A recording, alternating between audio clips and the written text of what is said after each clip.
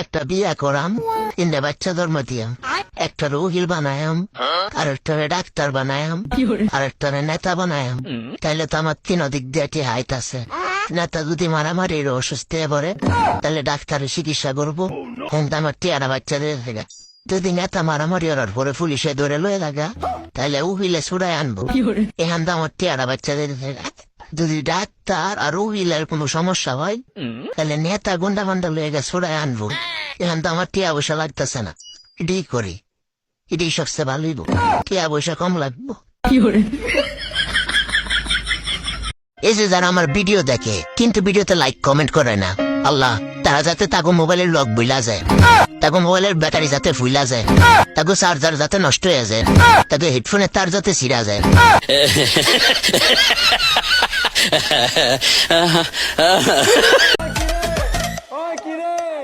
মধু মধু মধু rasmalai rasmalai rasmalai মধু।